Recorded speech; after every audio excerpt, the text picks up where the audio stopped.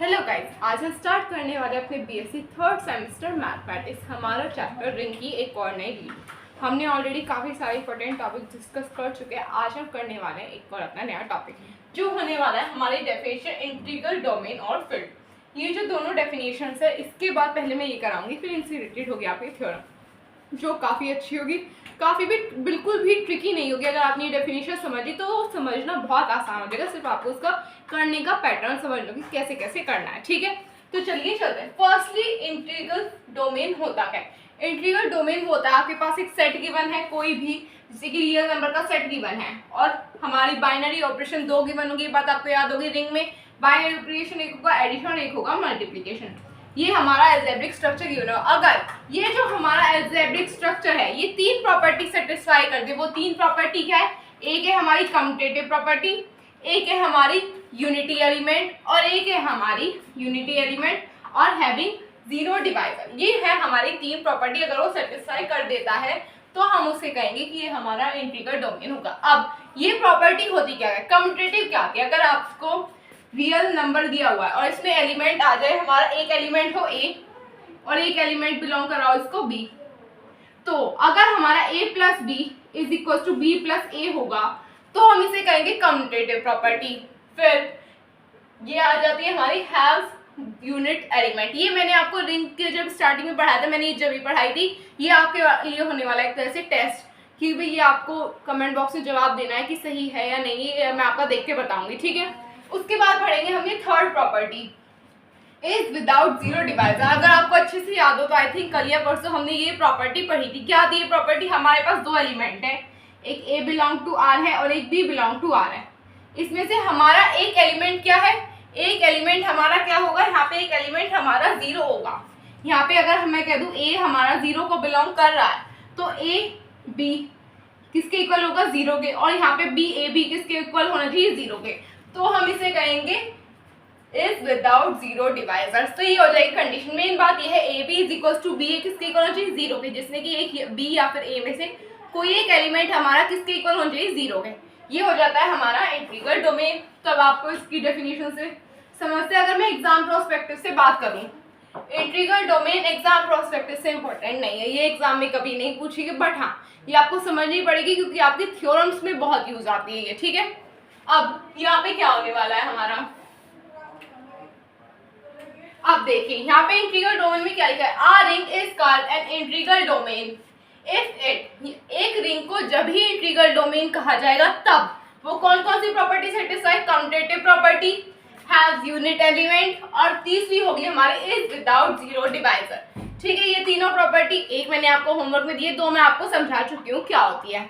अब बात आती है इसके एग्जाम्पल्स की। एक मैंने आपको रियल नंबर का सेट बताया था, वो एक एग्जाम्पल हो जाएगा। एक हो जाएगा हमारा रेशनल नंबर का, ये हो गए हमारे इसके एग्जाम्पल। आईडी से मतलब है यहाँ पे इंटीग्रल डोमेन, तो कंफ्यूज मत होना कि आईडी यहाँ पे क्या आ गया। अब ये तो हो गए हमारे इनफाइनाइट सेट, एक फाइनाइट सेट का भी तो एग्जाम्पल होना चाहिए ना। अब देखो ये है हमारे फाइनाइट सेट का एग्जाम्पल, 0 1 2 3 4 एडिशन एंड मल्टीप्लीकेशन। ये होगा हमारा इंटीग्रल डोमेन, ये होगा फाइनाइट इंटीग्रल डोमेन का, और ये है हमारे इनफाइनाइट इंटीग्रल डोमेन के एग्जांपल। ठीक है, अब आपको ये बात समझ में आ गई। अब यह बात करते हैं हम अपनी फील्ड की। फील्ड मोस्ट इंपॉर्टेंट होने वाला है एग्जाम प्रोस्पेक्टिव से भी, मतलब एग्जाम में कई बार डायरेक्टली पूछ ली गई है और हाँ आपकी थ्योरम्स के लिए भी, तो दोनों से इंपॉर्टेंट है, तो अच्छे समझना। कम्यूटेटिव प्रॉपर्टी मैं समझा चुकी हूँ क्या होती है? यूनिट एलिमेंट, यानी कि अगर आपने नोटिस किया हो ये वाली प्रॉपर्टी और ये वाली प्रॉपर्टी दोनों में सेम है। कौन सी प्रॉपर्टी डिफरेंस आ रही है? इज विदाउट जीरो डिवाइजर, यहाँ पे है हमारा मल्टीप्लिकेटिव इनवर्स की। ये दो प्रॉपर्टी डिफरेंट है, यानी कि सारा खेल इन्हीं दो प्रॉपर्टीज का है, इन पे आपको ध्यान रखना है। ये दोनों में कॉमन है। अब ये दोनों में समझा चुकी हूँ, इनमें समझाने की जरूरत नहीं है। अब पहली बात, ये फील्ड होता गया है हमारे पास से कम दो एलिमेंट प्रेजेंट होने चाहिए हमारे सेट में, और हाँ दो एलिमेंट प्रेजेंट हो, चाहे वो 0 1 हो, 0 2 हो, 0 3 हो, मतलब इस तरह से एलिमेंट प्रेजेंट होने चाहिए। फिर at least 2 element is called a field. पर दो एलिमेंट प्रेजेंट होने के साथ साथ सिर्फ दो एलिमेंट प्रेजेंट होना जरूरी नहीं, क्या पता वो ये कंडीशन फॉलो ना कर रहा हो, इन तीनों कंडीशन को भी फॉलो करना चाहिए, तभी हम कहेंगे कि ये हमारा फील्ड होगा। Firstly commutative, second unity, in such that each non zero element multiplicative inverse, यानी कि अगर मैं कहूँ कि यहाँ पे लीस्ट लिखा है कम से कम 2, ज्यादा भी हो सकते हैं, ये बात ध्यान रखना, लीस्ट 2 एलिमेंट। अब देखो इन्होंने कहा है कि हमारा जो सेट है उसमें सिर्फ 0 को छोड़ के, यानी कि नॉन जीरो एलिमेंट के जितने भी नॉन जीरो एलिमेंट है वो सब अपना इनवर्स एग्जिस्ट करे। अगर मैं कहूँ कि 2 बिलोंग कर रहा है हमारे आर को, यानी कि सेट को बिलोंग कर रहा है जो रिंग हैगा है, उसमें आर जो है वो उसमें 2 हैगा है हमारा एक एलिमेंट। इस प्रॉपर्टी के अकॉर्डिंग जो हमें दी है मल्टीप्लिकेटिव इनवर्स, यहाँ पे हमारा 2 बिलोंग कर रहा है तो यहाँ पे 2 का इनवर्स भी बिलोंग करना चाहिए। ये 2 की पावर -1 इज इक्वल टू 1/2, यहाँ पे 1/2 भी होना चाहिए। जब भी ये हमारी तीनों ये वाली प्रॉपर्टी सेटिस्फाई होगी और ये वाली होगी तभी हम कहेंगे कि ये हमारा फील्ड होगा। ठीक है, तो आप इसे नोट कर लीजिए अच्छे से। डन।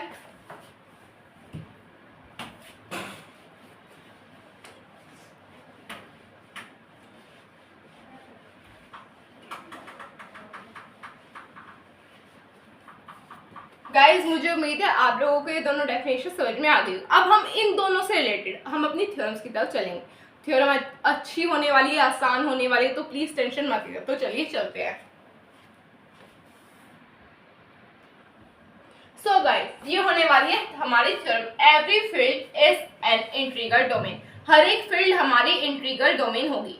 फील्ड और इंटीग्रल डोमेन मैंने अभी आपको पढ़ाया था तो उसमें कोई कंफ्यूजन होना नहीं चाहिए। फर्स्टली हमें ये चीज ऑब्वियस सी बात है सही होगी, बट हाँ हमें इसे प्रूफ करके दिखाना है।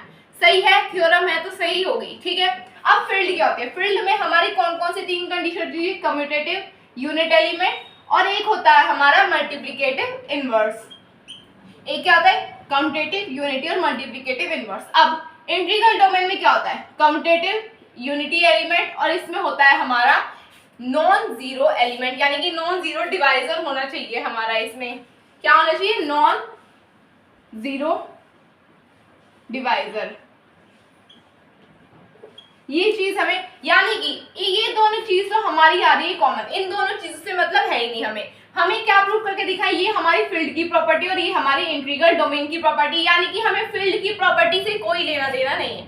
हमें प्रूफ क्या करके दिखाना है कि हमारे फील्ड के 2 एलिमेंट होंगे जो हमारे नॉन जीरो डिवाइजर की कंडीशन को क्या कर रहे होंगे? फुलफिल कर रहे होंगे। नॉन जीरो डिवाइजर कंडीशन क्या होती है? मैंने आपको अभी समझाया था, जहाँ पे A B is equal to B A is equal to 0 होना चाहिए। अब देखो यहाँ पे उनमें से कोई ए या फिर बी हमारा क्या होना चाहिए? 0 होना चाहिए। अब देखो यानी कि ये प्रॉपर्टी दोनों में सेम होती है, इनसे हमें कोई लेना देना नहीं है। ये प्रॉपर्टी है तो दोनों में अलग, पर इन्होंने क्या कहा कि हमें फील्ड को इंटीग्रल डोमेन प्रूव करके दिखाना है। अगर ये कहता कि इंटीग्रल डोमेन को फील्ड प्रूव करके दिखाना है तो हम ये प्रॉपर्टी फॉलो करके दिखाते हैं, यानी कि हमारा मल्टीप्लिकेटिव इनवर्स। पर इन्होंने कहा है हमें फील्ड को इंटीग्रल डोमेन प्रूव करके दिखाना है। अगर फील्ड को दिखाना होगा तो हमें प्रूव करके दिखाना होगा non zero domain, non zero domain in non zero divisor. ये चीज हमें प्रूव करके दिखानी है। ठीक है, तो चलिए चलते हैं।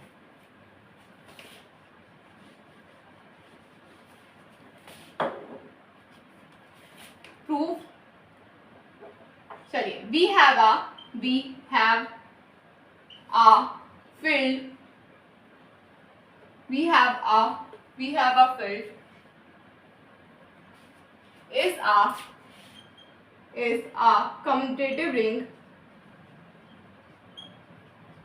We have a field is a commutative ring with commutative ring with unity.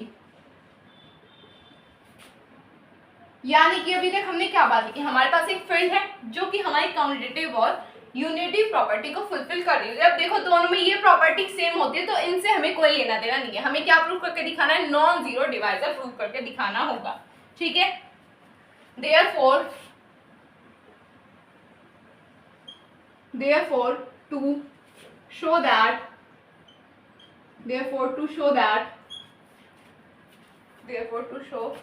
that every field is an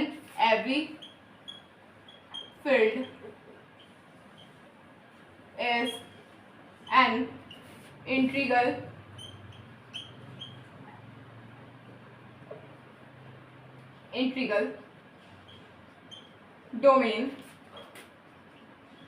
Every field is an integral domain we show that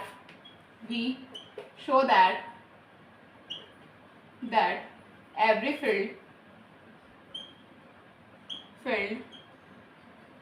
have zero divisor, यानी कि हमें क्या प्रूव करके दिखाया कि हमें zero divisor condition prove करके दिखानी होगी. No zero divisor, every field have non zero divisor, ये कंडीशन हमें प्रूव करके दिखानी होगी. अब हमें लेट करने होंगे हमारे element, let A and B जो हमें दो एलिमेंट लेट करने होंगे वो दोनों किसको बिलोंग कर रहे होंगे, हमारी फील्ड एफ को. Let A and B be any two element of field, यानी कि हमारे जो भी ये दोनों एलिमेंट है ये हमारे किसको बिलोंग कर रहे होंगे, हमारे फील्ड को बिलोंग कर रहे होंगे. with a does not equals to 0, with a does not equals to 0, यहाँ पे हमारा a जो होगा वो 0 के इक्वल नहीं होगा. such that ba is equals to 0, यानी कि अगर हमारा a 0 के इक्वल नहीं है तो क्या होगा, हमारा 0 के इक्वल यहाँ पे होगा हमारा b, यानी कि अब हमें इसमें प्रूव करके दिखाना है जो हमारा b होगा वो 0 के इक्वल होगा. Firstly ba is equals to 0, हमारी ये कंडीशन हमने यहाँ से स्टार्ट कर दिया. अब यहाँ पे क्या करेंगे, क्या हम दोनों तरफ a इनवर्स की मल्टीप्लाई कर सकते हैं, नहीं कर सकते, हम कर सकते हैं. अब देखो ये चीज हमें प्रूव करके दिखाने, क्या हम यहाँ से इन्हें इंटरचेंज करके लिख सकते हैं. यहाँ पे हम लिख लेंगे A B is equal to 0. आप वो प्रूफ करके दिखा दो, मैंने क्या कहा था, A B is equal to 0, B A is equal to 0. हमें ये चीज प्रूव करके दिखाया जिसमें कि हमारा ए या बी 0 के इक्वल हो और एक ना हो, ये कंडीशन थी हमारी. अब देखो मैंने यहाँ पे बी ए लिया, आप ए बी भी ले सकते हैं, यानी कि फर्स्ट ही हम एक चीज देंगे दूसरी बार दूसरी लेंगे, प्रूफ दोनों करके दिखानी है. ठीक है, यहाँ पे अगर मैं यहाँ पे बी ए लूंगी तो यहाँ पे बी ए लेना होगा, तो मैं यहाँ पे भी ए बी ही लूंगी. A B is equal to 0. अब यहाँ पे हमने A B is equal to 0 लिया. अब दोनों तरफ हम ए इनवर्स से मल्टीप्लाई कर सकते हैं. A inverse A B is equal to A inverse A 0, ये आ जाएगा हमारे पास. ठीक है, अब हमें यहाँ पे क्या करना होगा, क्या हम ए इनवर्स और ए को एक साथ लिख सकते हैं, ए इनवर्स ए बी. अब देखो ए इनवर्स और 0 क्या होगा, A inverse into 0 as usual 0 होगा, पर यहाँ पे हमें एक एक प्रोसेस दिखानी पड़ती है. ठीक है, तो अभी आप पहले से नोट कर लीजिए. Done.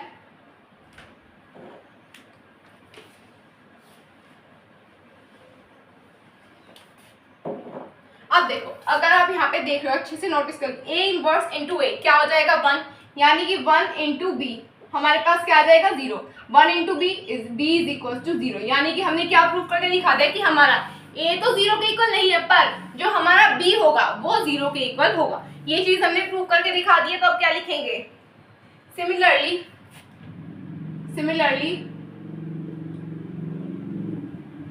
A B, similarly let A B is equal to 0, but जो हमारा b होगा इस बार वो 0 के इक्वल नहीं होगा, यानी कि इस बार हमें क्या प्रूफ करके दिखाना होगा, यानी कि इस बार हमें प्रूफ करके दिखाना होगा कि हमारा a 0 के इक्वल आ रहा होगा.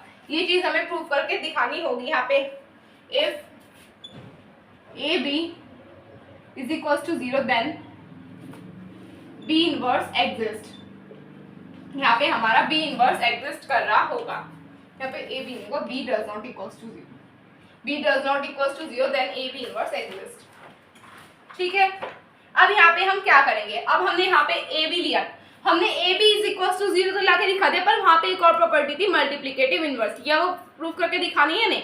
आप बताइएगा कि भाई इसमें हमें क्या प्रूफ करके दिखाना होगा. यहाँ पे अब हमें दिखाना होगा कि जो हमारा ए और बी है या तो वो दोनों 0 होंगे या फिर कोई एक 0 होगा. ठीक है, ये हो गया हमारा. अब हम यहाँ पे लेते हैं A B is equal to 0. अब हम इस बार लेके चल लेंगे हमारा बी इनवर्स, यानी कि ए बी इनवर्स की मल्टीप्लाई करेंगे दोनों तरफ इज इक्वल टू 0. यहाँ पे ए बी इनवर्स को एक साथ लिखेंगे, यहाँ पे आ जाएगा हमारा बी इनवर्स इंटू 0 आ जाएगा. यहाँ पे हम देखें अगर बी इंटू बी इनवर्स क्या होगा 1, A into 1 is equal to 0, A is equal to 0, यानी कि यहाँ पे हमारा ए इज इक्वल टू 0 आ गया है. यहाँ पे हमारा क्या प्रूफ हो गया, 10 in a field A B is equal to 0। यहाँ पे हमारा ए और बी दोनों इक्वल टू 0 होंगे। किस कंडीशन में? जब हमारा ए भी 0 के इक्वल हो और हमारा बी भी 0 के इक्वल हो। ये जब हमारी कंडीशन फुलफिल हो रही होगी। ठीक है, तो आप इसे नोट कर लीजिए, फिर हम आगे करेंगे। यहाँ पे वैसे ही प्रूफ हो चुका है, बस अब यहाँ पे आपकी 1 से 2 स्टेटमेंट बची हुई हैं।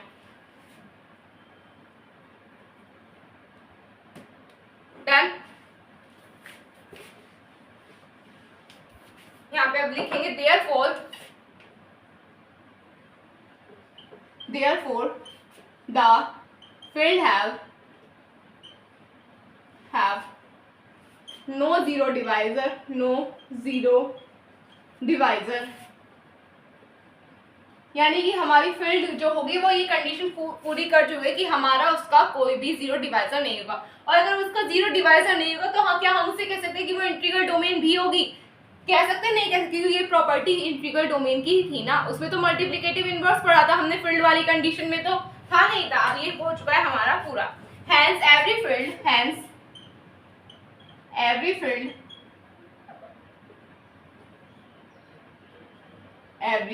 Field is an integral domain।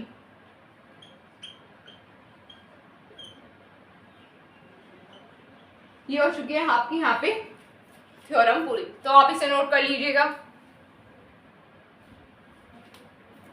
Done.